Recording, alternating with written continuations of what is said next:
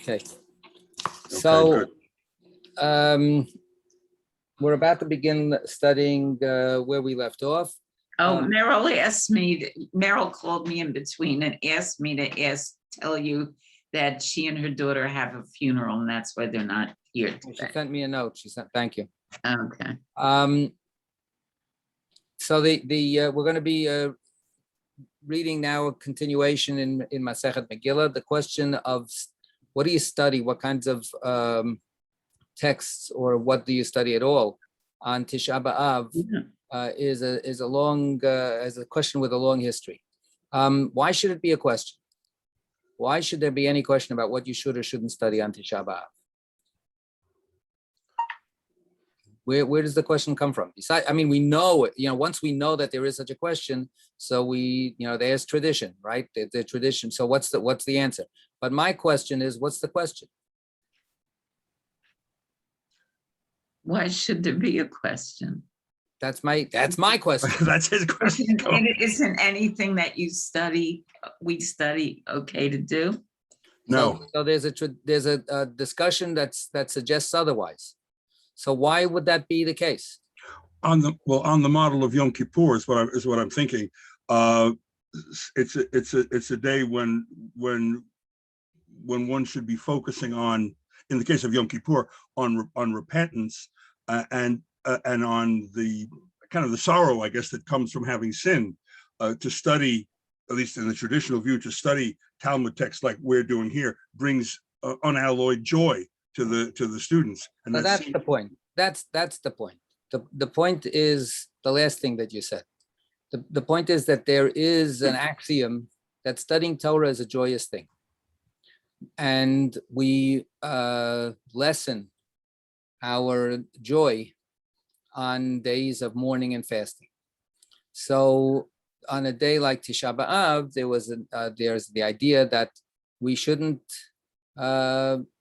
enjoy ourselves. We're not going to eat. We're not going to do other things that we enjoy, and intellectually and spiritually, we're not to indulge ourselves by studying Torah.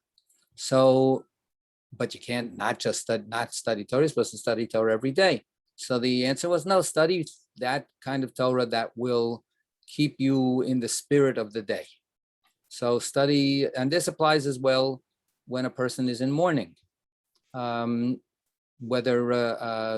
you should study all kinds of other pieces of Torah, there's a whole tradition of saying no, you should only study things that are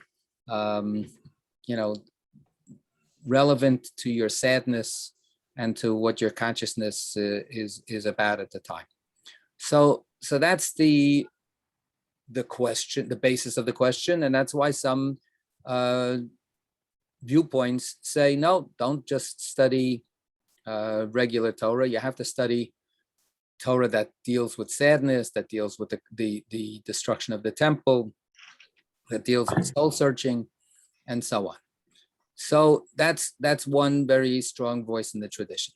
Another strong voice is that no, the Torah can be enjoyable, but the Torah is demanding, and the Torah is God's mind, so to speak, and entering into God's mind can be also something that can sustain us on a day of mourning.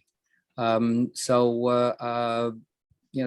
a counter argument, and then there are those that say it depends who you are. Rabbi Soloveitchik of blessed memory, he refused to stop studying on when he was in mourning, because he said you're supposed to be in mourning, but you're not supposed to torture yourself. So the idea that he shouldn't study was to him unthinkable. So he studied. So we're gonna study, and while I always hope that our study is fulfilling and enjoyable, I think we try to actually dig down into some of these things and challenge ourselves a little bit. And we'll see that since the background of where we are in our Torah study of Megillah is that we are under the shadow of the destruction of the first temple, right? The Purim story happens on the heels of that destruction and basically asks questions about how do we adjust after that. So I think it's actually very appropriate. One more thing I would say is that Tisha B'Av itself is a to use an ironic term, it's a funny day. It's a little strange. There are things that we don't do. For instance, Geraldine asked before about the service, the prayers that we offer. So Tisha B'Av is a fast day, but we don't say, for instance, Tachanun or Avinu Malkeinu, which are prayers about repentance and about mourning and about worrying about God's mercies and so on. We don't do it on Tisha B'Av because Tisha B'Av is called Moed. Tisha B'Av is called a holiday. So it's called a holiday a number of times in Eicha, in the Book of Lamentations. However, when it's called a Moed in the Book of Lamentations, it's called that way in a bitter sense. It was a holiday for our oppressors. It was a holiday for our enemies. This was a day that was a holiday for bringing death and destruction to the Jews.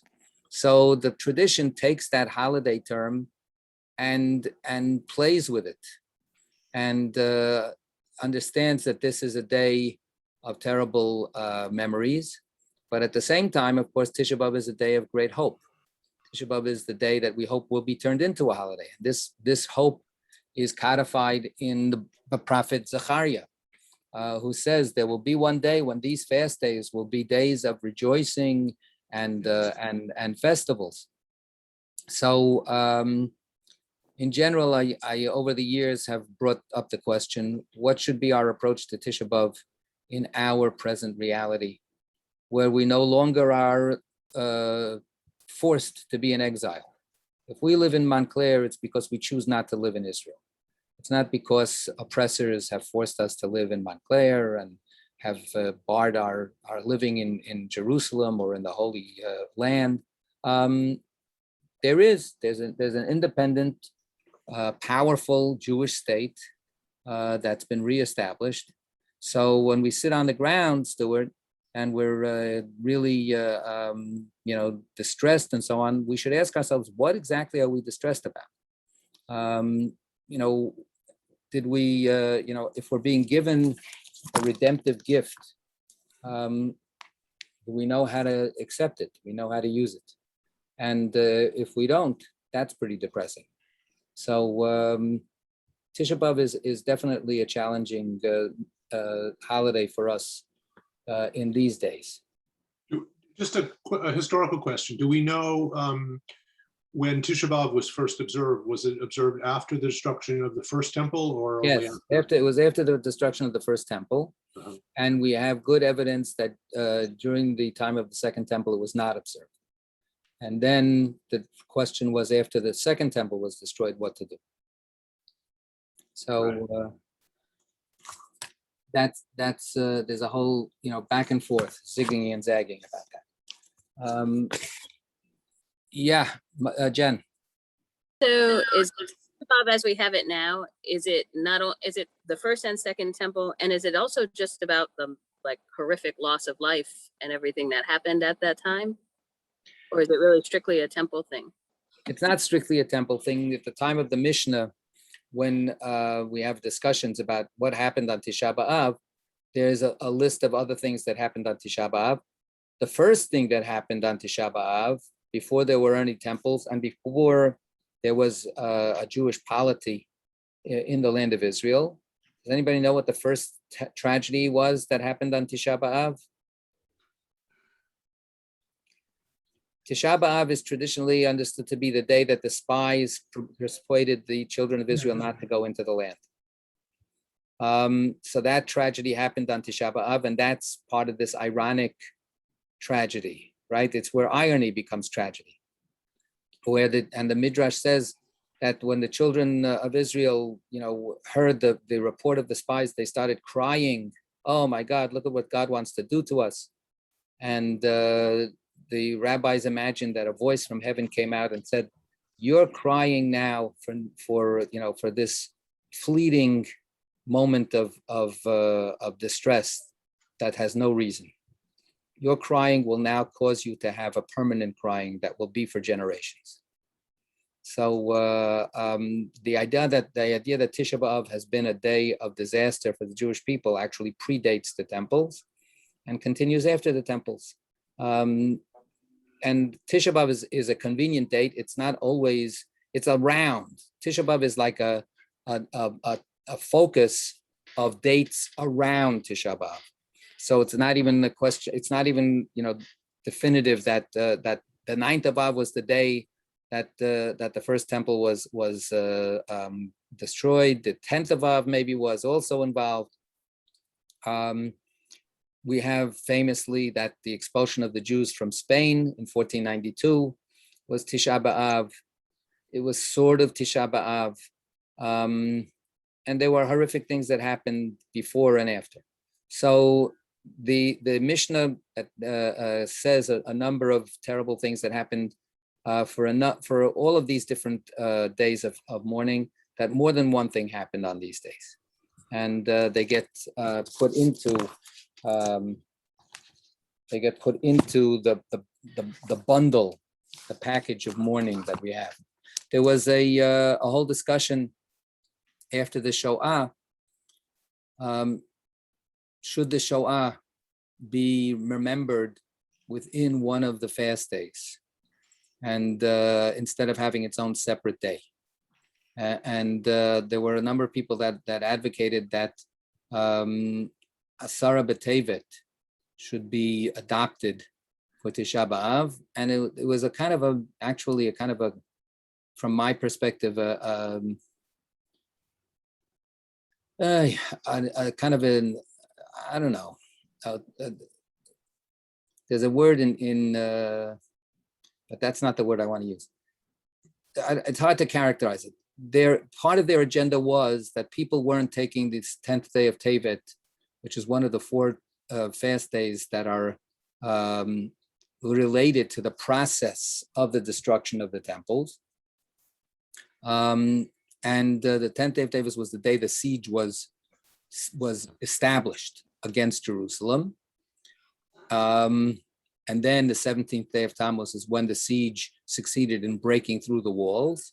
And then Tisha B'Av is the day when the temple was destroyed. So you have these step-by-step stages in the destruction of Jerusalem and the temple. So the 10th of Tevet is the earliest one, and people were concerned that actually it wasn't being observed enough. So they figured, you know what, let's get people to observe it more. Let's lap on the Shoah, then they'll really observe it. So the agenda to me is a little creepy. And I don't have a good word. That adjective is not the right word, but it doesn't make me feel right. Anyway, they didn't succeed mostly. The Haredi world does not observe Yom HaShoah, but the truth of the matter is that the non-Haredi world doesn't observe Yom HaShoah much either.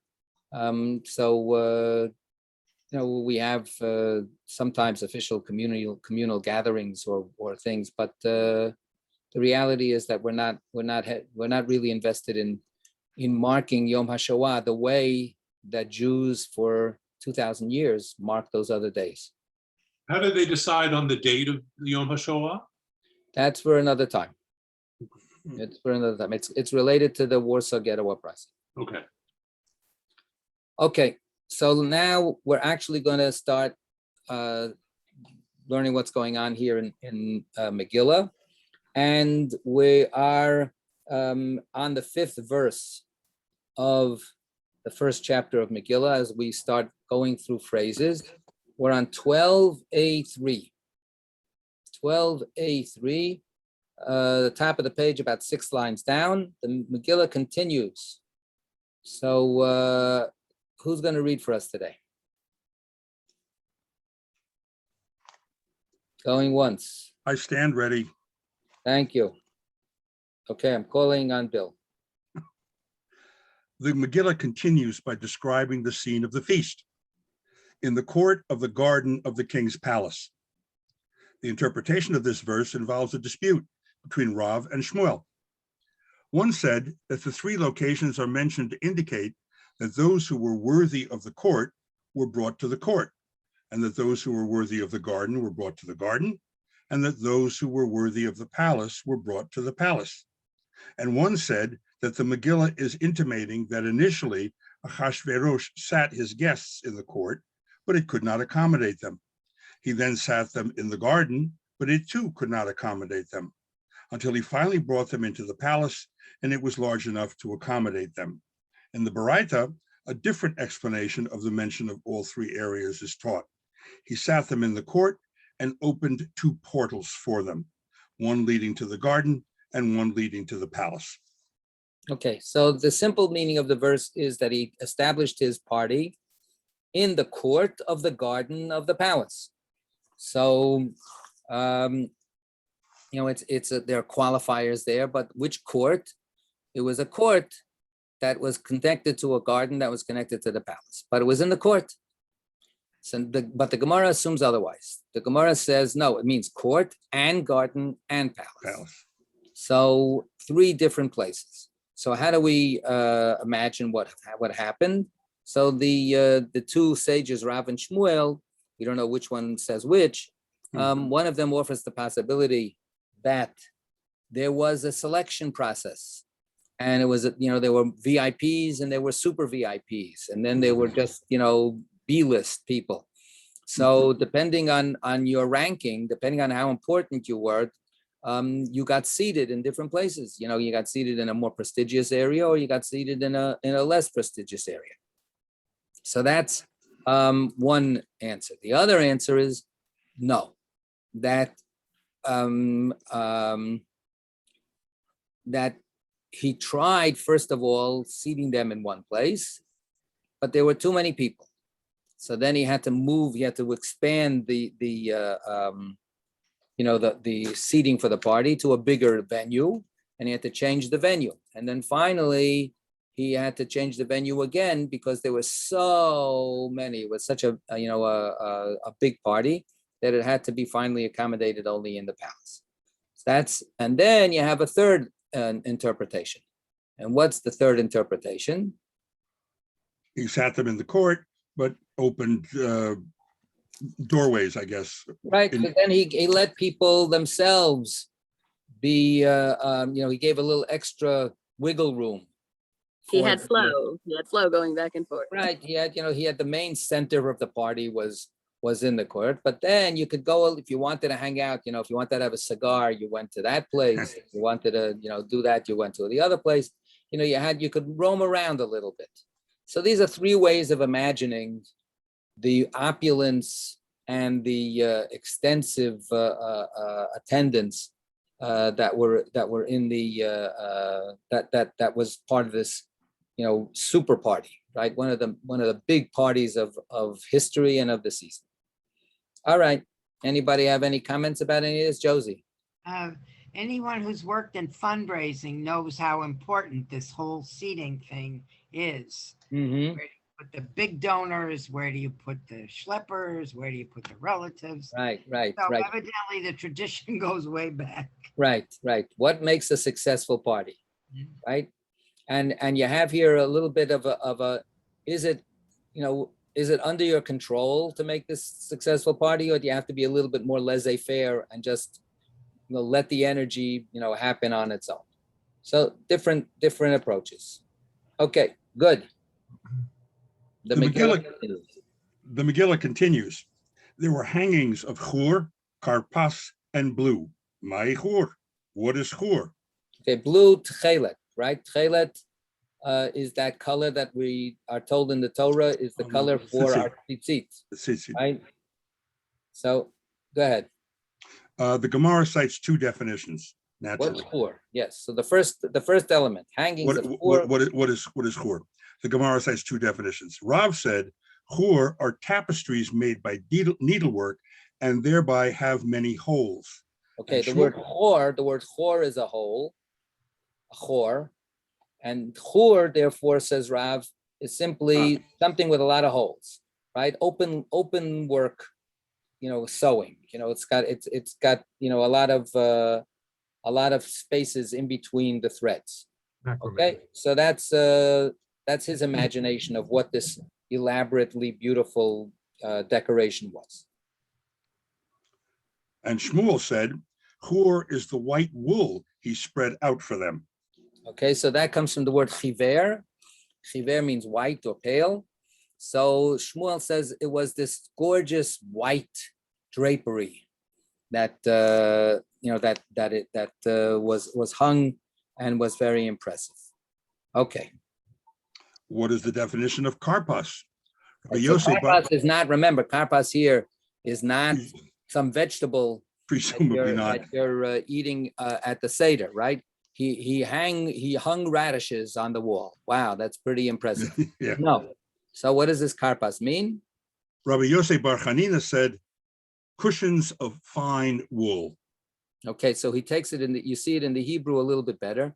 Karpas becomes two words. Kar is a pillow, and pas is some kind of decorative fabric.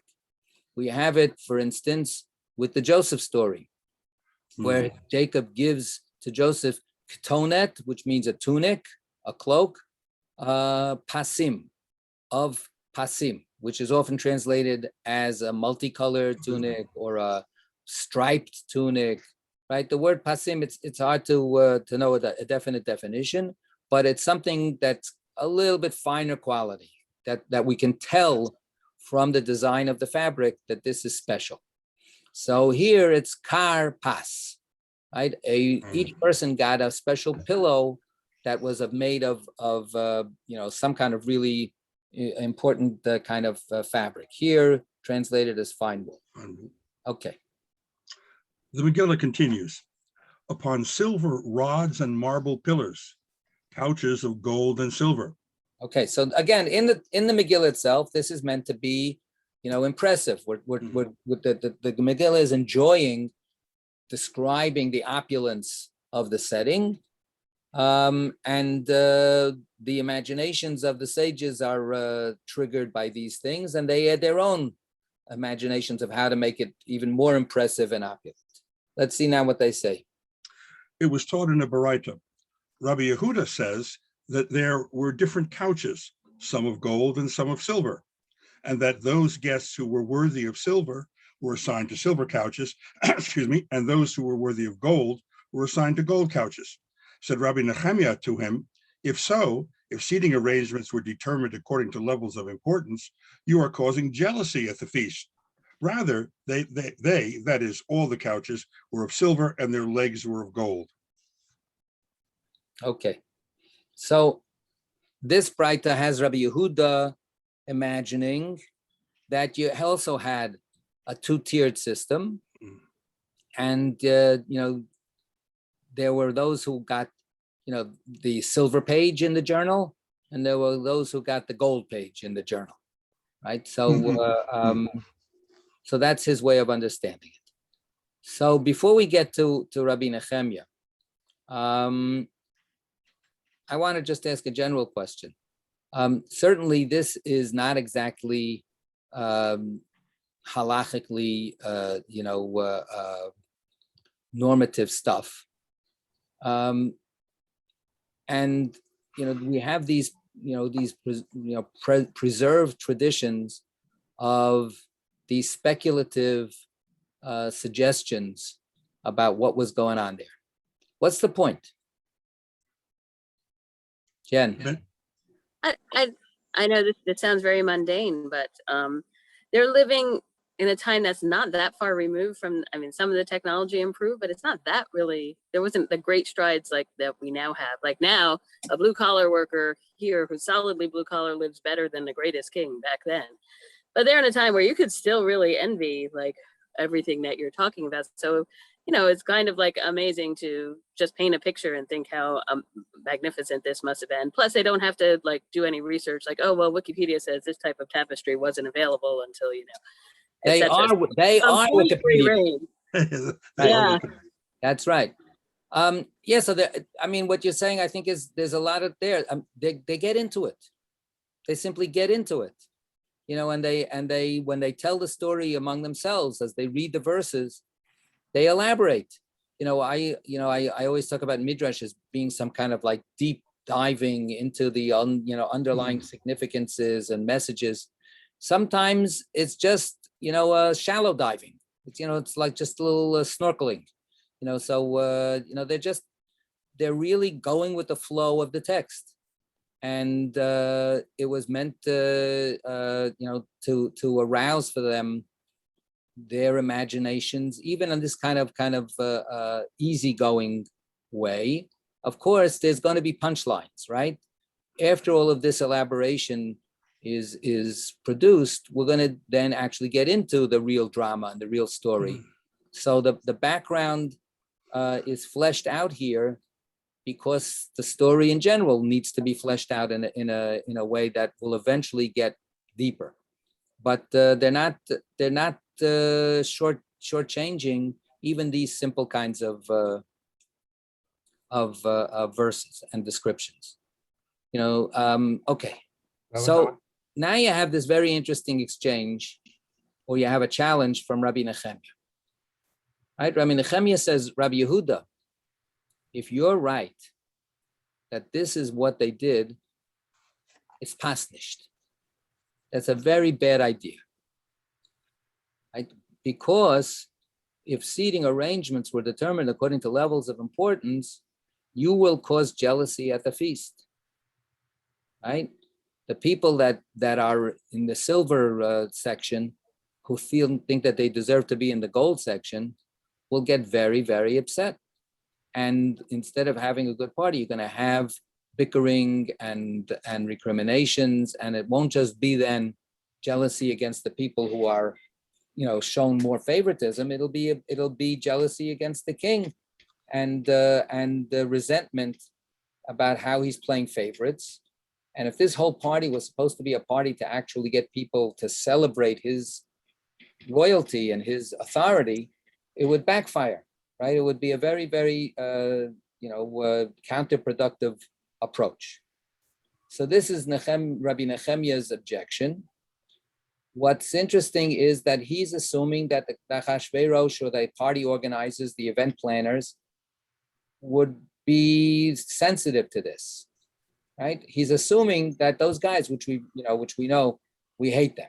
They're bad. They want to destroy the Jews. All of the simple kinds of, stereotypes that we've already seen to a certain extent.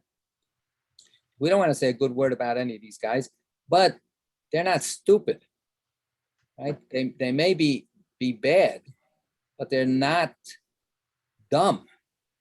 At least not, maybe Achashverosh was dumb, but the people who organized the event planners, are not dumb. They're not going to do this. Yeah, Jen.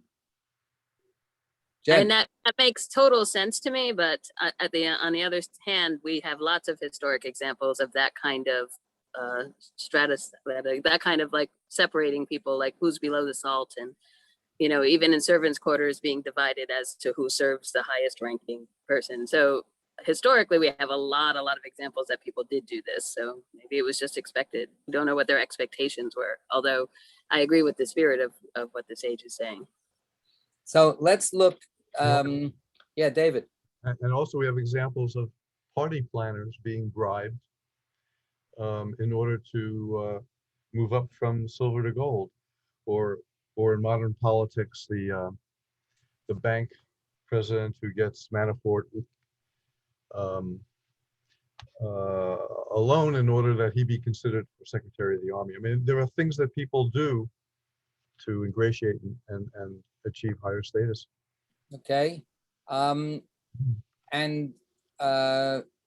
right. Let's delve into this. All of these distinctions and all of these examples are good points.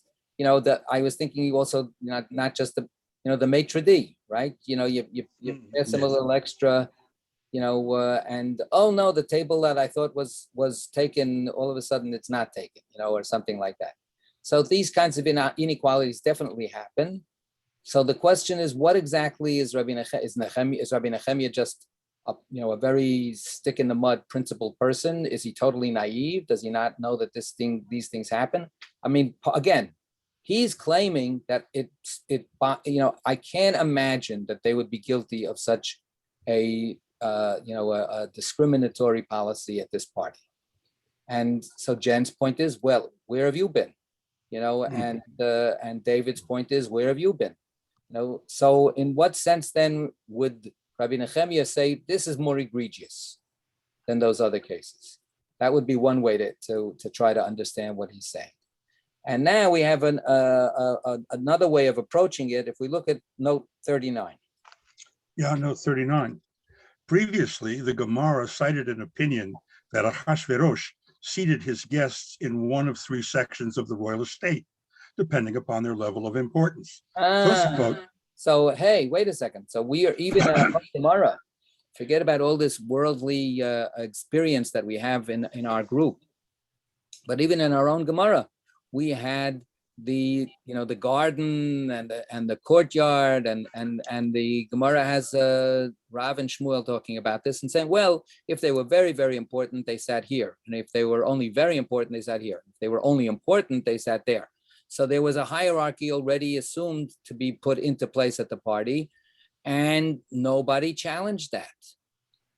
The Gemara doesn't have a challenge over there. It waits until we get this distinction over here. So is there a way to make a difference and say, well, we could sort of accept that first hierarchical arrangement, but not here? All right. So that's a specific way of asking the question. The general way of asking the question is because you've given other specifics where we see hierarchies being enforced. So can we figure out in what way Rabbi Nehemiah sees problems and when he doesn't?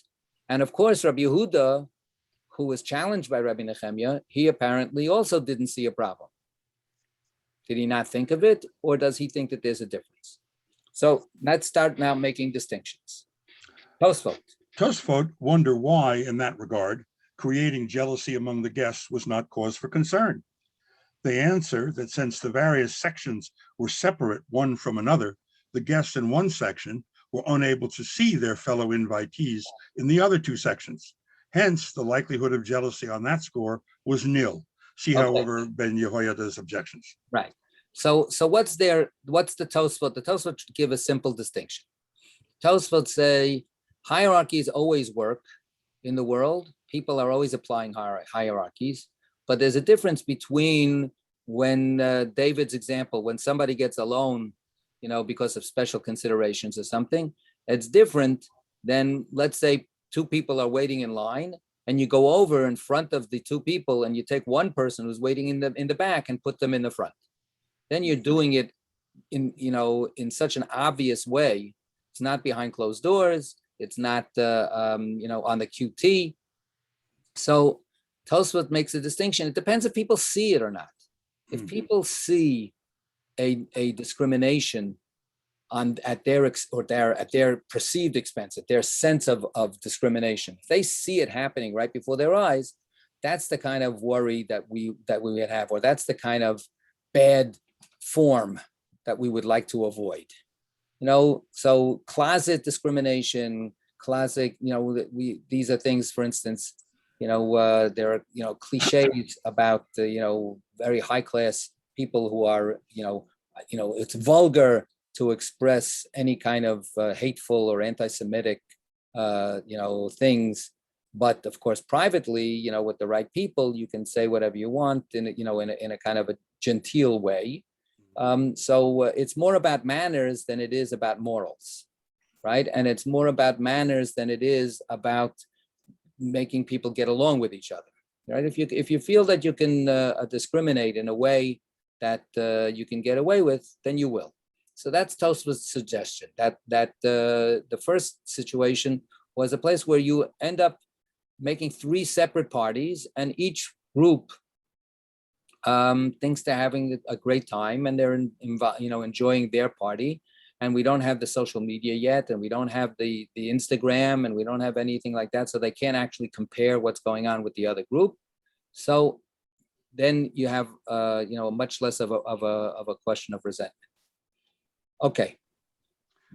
So now we have then the next question, which is, what's Rabbi Yehuda's idea?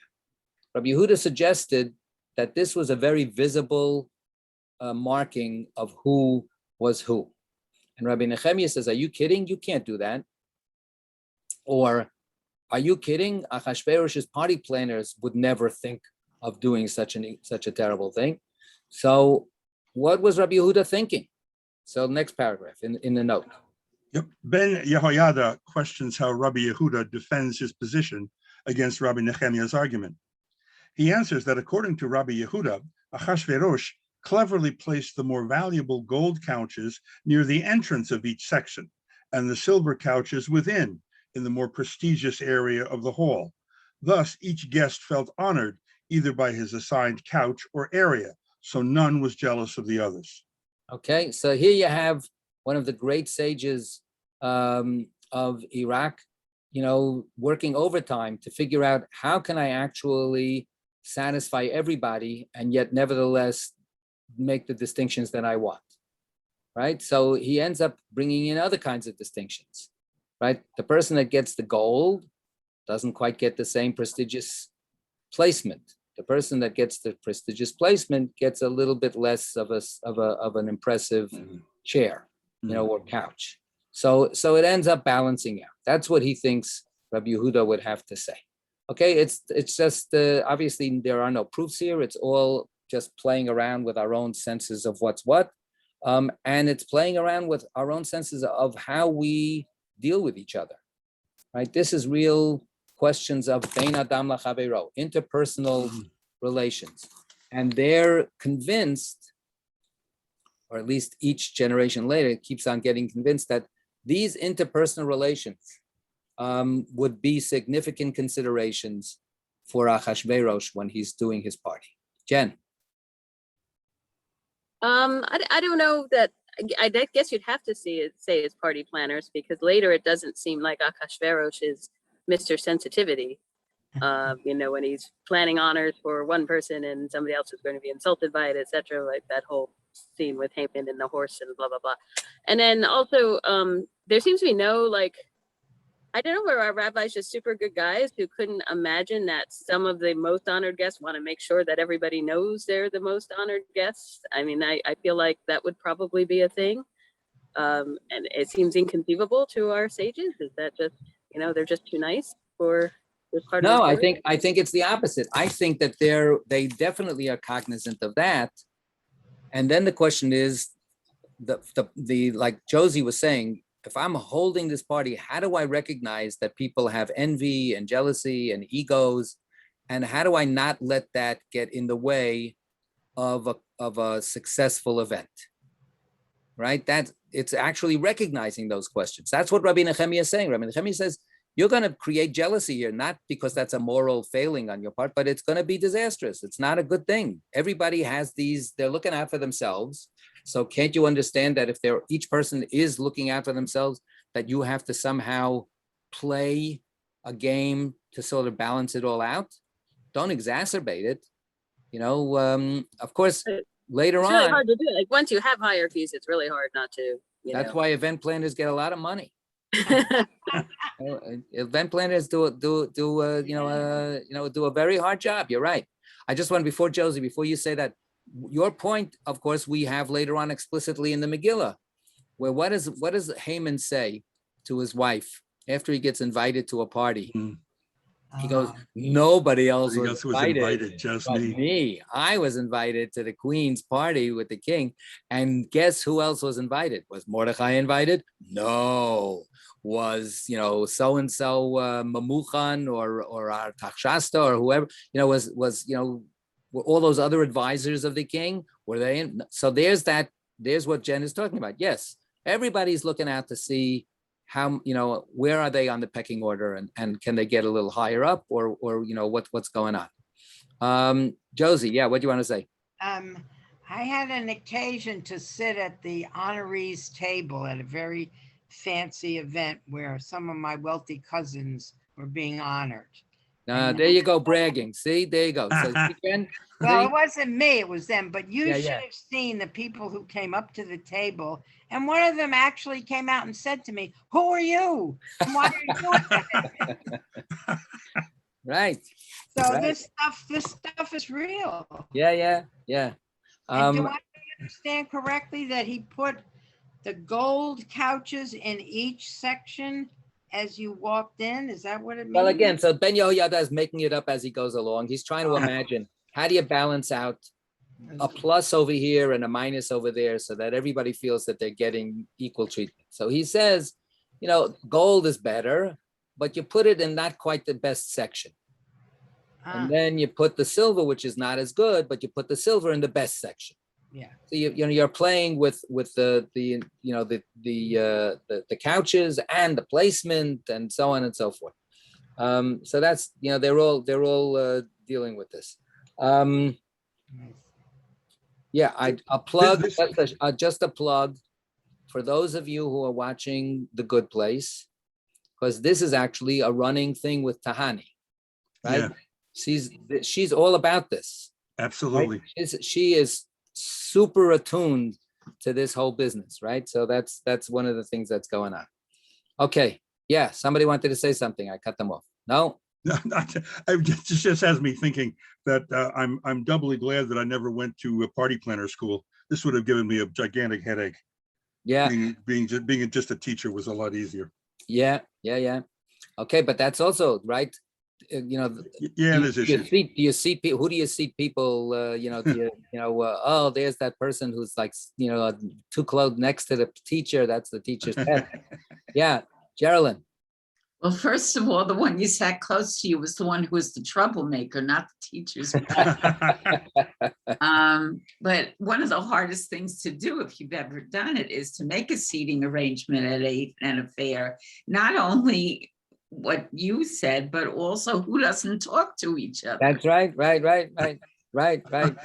Yes, big problems in all of those things. So maybe the sages are actually having a little fun also as they're getting into this. I don't know. Yeah, even though it's Tisha B'Av, but it's also being cognizant of how ridiculous human beings can be. Yeah, David. Yeah. No, you got to unmute. Unmute, David. I would just like to note that in some styles of management, causing jealousy and turmoil is a way of managing people. Right, to try to get them to work harder. Yeah, some people are collegial and seek to avoid jealousy, and others like to throw chum in the water and create jealousy. So, right. So let's make a Tisha B'Av comment here. Yeah. One of the famous remarks that the sages made about Tisha B'Av was, why was the temple destroyed? And they said, well, the first temple was destroyed because all the prophets say we worshipped idols. It was terrible. They said, but what about the second temple? Second temple, we settled down. We were, much more, okay. And their answer was, because we didn't get along, right? Causeless hatred. We didn't get along with each other. My response, I'm not involved in management in any significant way, a little bit, but not too much. Whenever you have, groups of people working together, there's different issues of hierarchy and also cooperation management. But people, I'm just going to editorialize myself, people that choose to stir the pot are making a sad choice. They're creating, instead of creating a better world, they're using, they're using that kind of petty ways of creating energy, and they think that they can control it. And unfortunately, the history of humanity is that you can't control it. You can try to mitigate it, but if you don't try to mitigate it, if you actually try to enhance it, if you try to drive it, you're playing with fire. You're playing with very dangerous, volatile kinds of things. So, how much jealousy is just right. The sages were very cognizant of the fact that in their own community, there were always, look, that's why I say how ridiculous human beings are. We're all human. We all have egos. We all have drives. And whenever you have a system where people are not put in separate gardens, we're not in our own separate monads, like Tosfos imagines in the beginning. Whenever we have another person next to us, we're always comparing. We're always wondering about, the justice of how we're being treated. So justice is a great word, but sometimes it really is petty in the way that we think about it.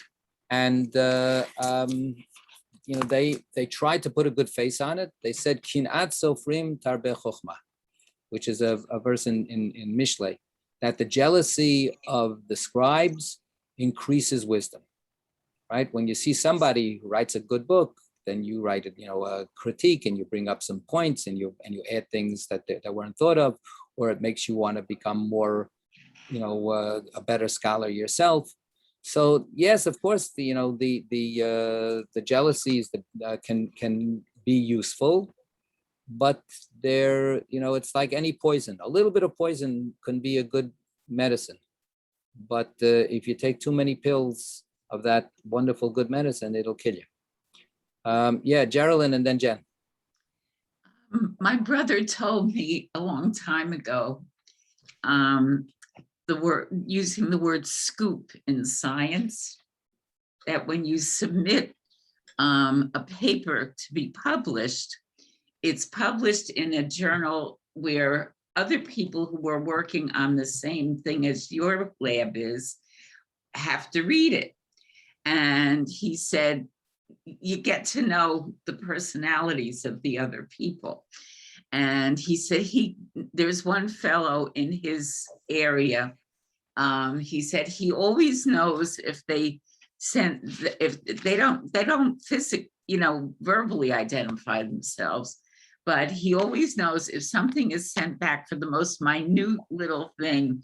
He always knows which scientist is the one who did that, so that that other person's lab can submit it first. Right. He can buy some time, delay your thing, so then he can be the first one. Exactly. Right. Yeah. Great. Beautiful. Yeah. Jen. I don't know how relevant this is, but just thinking about the people who throw the chum in the water, and that's a great expression. Wow. Thanks, David. And that they have this responsibility not to do that. I agree. But in my union recently, there was a situation arise that was definitely some people trying to make others jealous about part-timers and what they got when they became full-time and etc. I do think to an extent, this is on us too, not to we don't have to be the ones throwing the chum in the water, but we can be the ones who don't rise to the bait, because it's just as much on ourselves as on people in the position of power to not let that happen. It's not solely them. Right, but that's very utopian to think about that's going to actually happen. That's a little bit of what I wrote in the Torah Sparks this week. Look, the story of the spies is an excellent, kind of setup of here's some very, very prominent people who are giving us their authoritative report, telling us that it would be suicide to go into this program, to this project, right?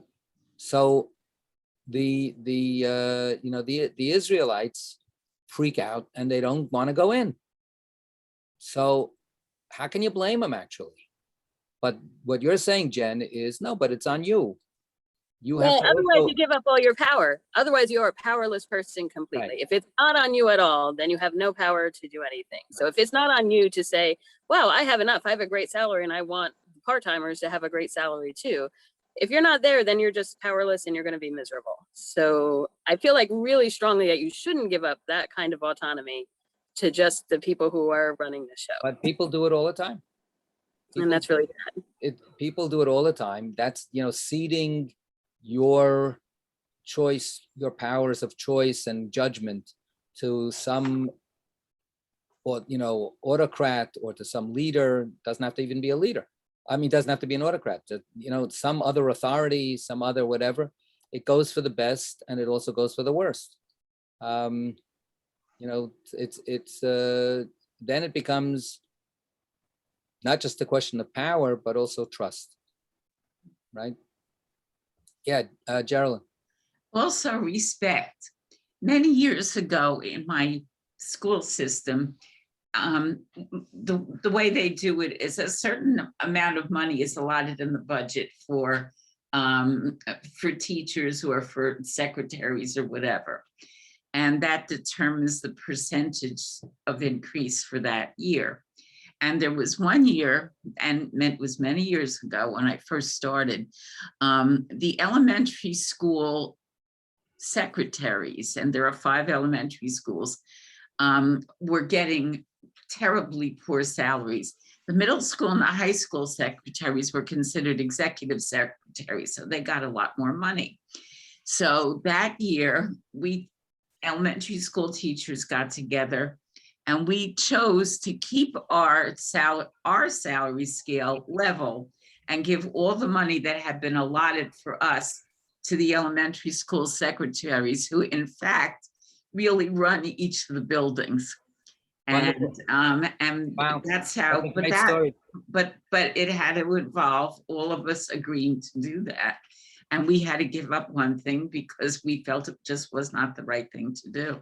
Wow, that's super. I mean, it's. I wish that those stories were more plentiful. That's a great story.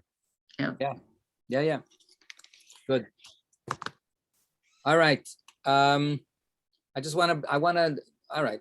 I'll skip it another time. Good. So let's continue. The Megillah continues to describe the extravagance of the feast.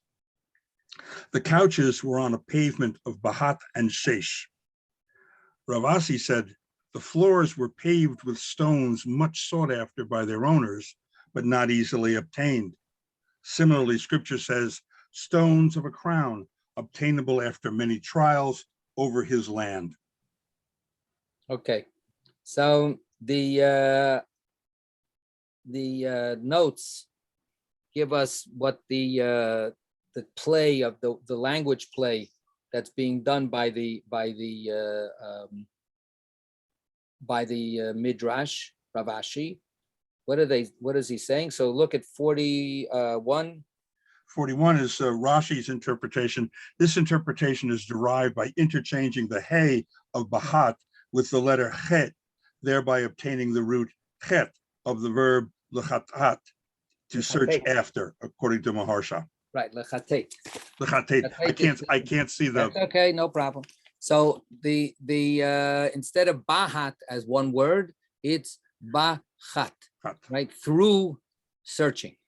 So that's what Rav Ashi does. And this is how we're going to be having. We've had it already before. We had it with the chur, karpas, tchelet, and so on and so forth. Tchelet obviously wasn't looked at because tchelet is tchelet. But these are plays on words and taking out the simple meaning and changing it into something something else. So the purpose of this midrash, or the purpose of this comment, is to again sort of emphasize how rare, how precious these materials were, right? That the words themselves are telling us this was so special. This stuff was so uniquely produced that everybody that walked in obviously was knowledgeable enough to appreciate how special this was. And similarly, we have with the stones, right? That it's not just that the owners sought after the stones, also stones of a crown obtainable after many trials. So this is a verse in Zechariah, right? And the word that's being played upon is mitnosesot. That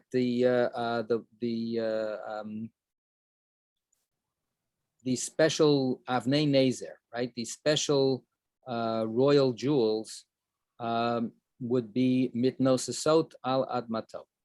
So the word mitnosesot literally means they're exalted, like a flag. That's put up and everybody sees it. Put up up above.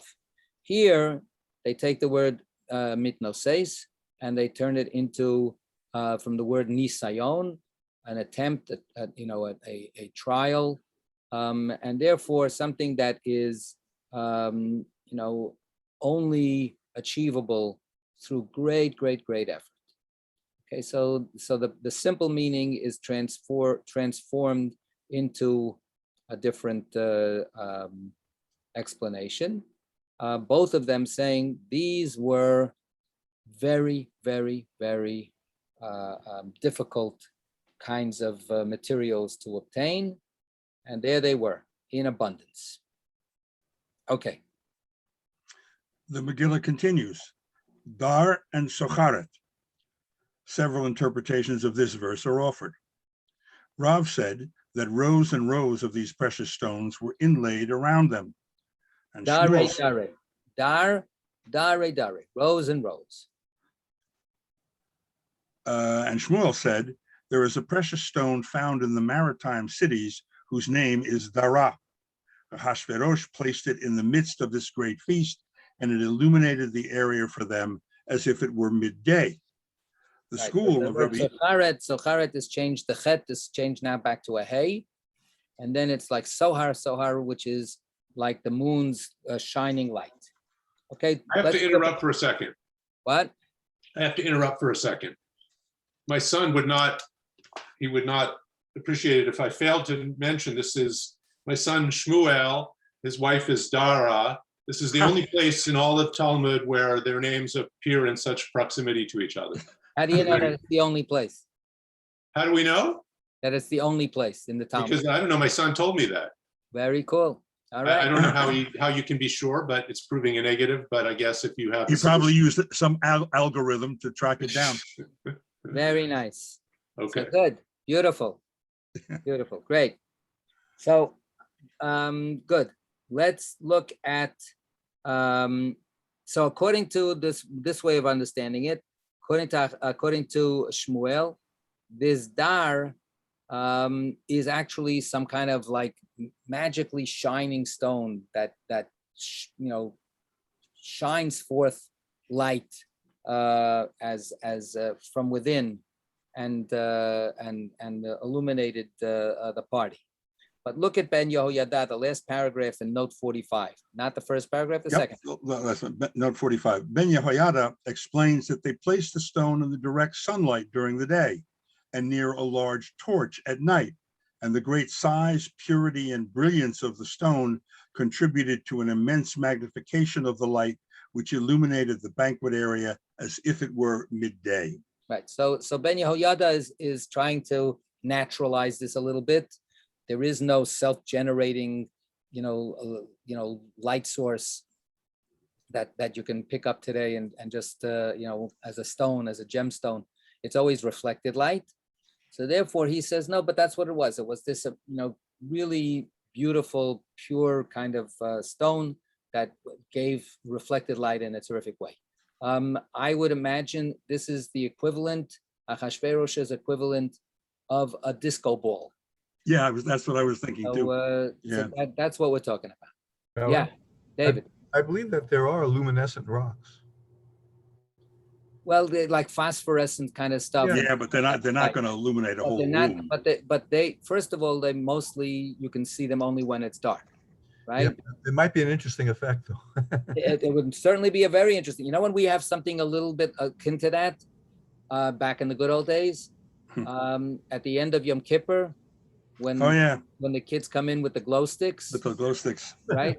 That's a little bit. That's the kind of effect, right? That's the whole idea, right? But that's not going to illuminate the party as if it's midday, right? That's this kind of like wonderful juxtaposition of the darkness with this soft glow that's in the that's in the material.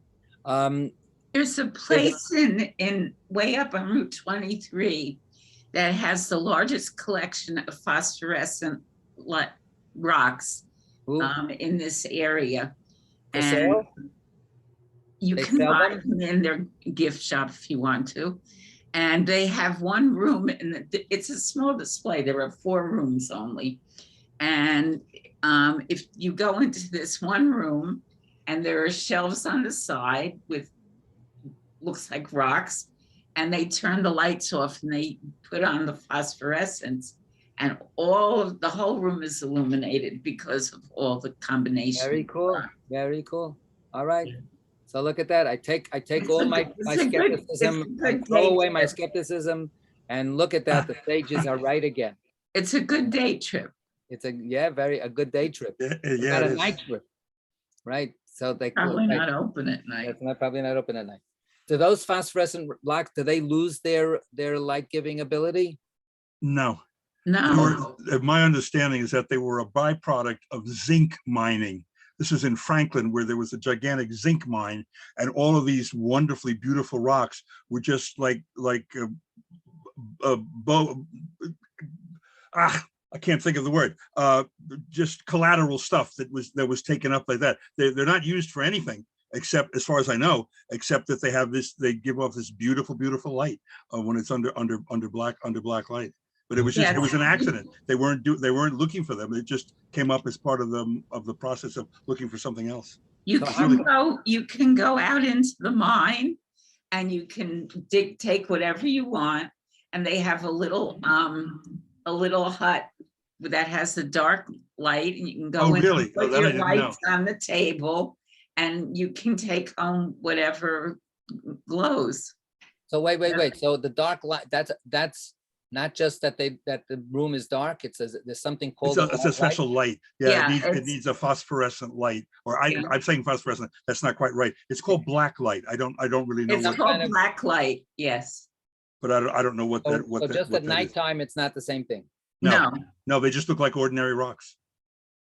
It's extraordinary. So that's the thing. So that's not this. It doesn't say anything about a black light here. So we're back to the problem. And it Okay. depends on what particular rock. What the minerals it's are in the rock. Mineral is in the rock. Yeah. It gives off different colors. Very nice. Do you remember the name of the place? Yeah, It's called the Franklin Mineral Mine. Very cool. All right. Very it's good. about I a love half that an- we're just like the rabbis. We can't leave this alone. We're not like, oh, there was a glowing rock. Let's move on. We're like, nope, let's analyze this. Yeah. Black light. Right. Very good. Good. All right. And Okay, now we but have another. Now we have another explanation. We've got another county heard from. The school of Rabbi Ishmael taught a third explanation, that Ahasuerus proclaimed wait, that can't be right. Yes. Can it be? Yes. Ahasuerus proclaimed an abatement of the sales tax for all merchants. Right. Totally non-romantic idea. Right.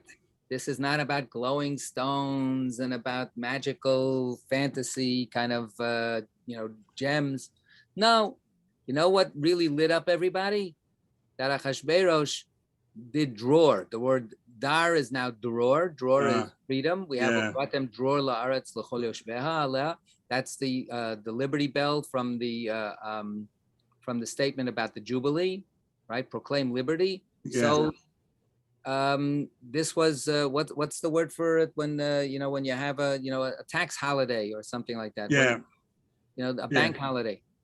This was Achashverosh simply was as a way of being super magnanimous and generous to everybody and showing that he how rich he was. I don't need your taxes. You know what? I'm going to give you a tax write-off, an abatement this year. It's no problem.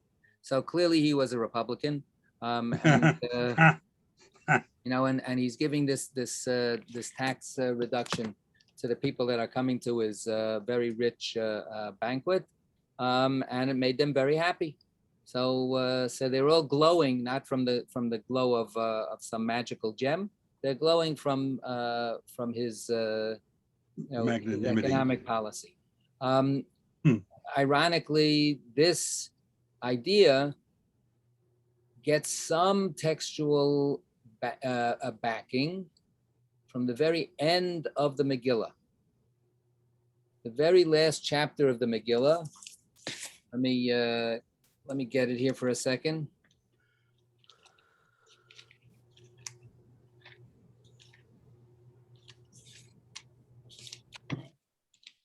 So this is chapter 10, like I said.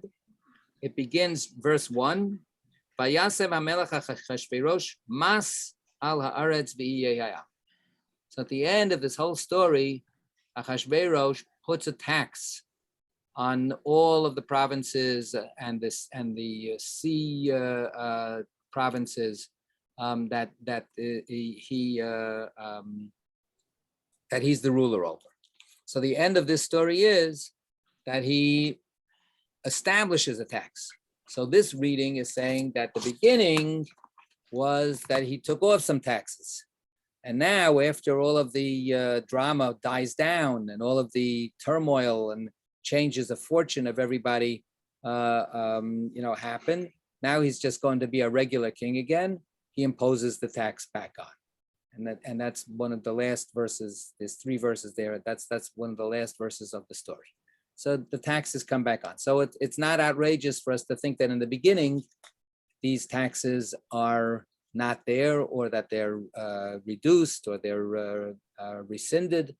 And then at the end of the story, they're put back in. Okay, good. We have another couple of minutes, a little more. We do. The Megillah continues. The drinks were served in gold goblets, the goblets being diverse from one another. So we should just know this verse is read traditionally. The custom is to read this. So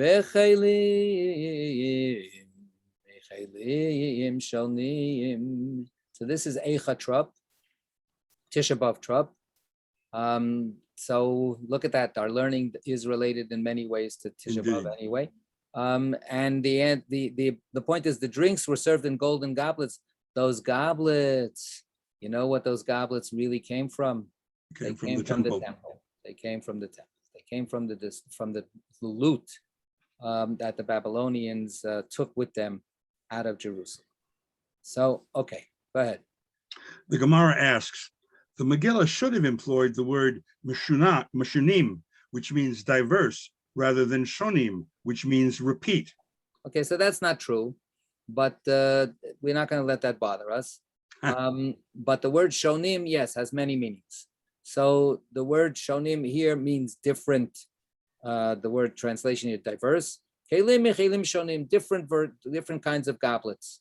So that's the word shoneh, which means different.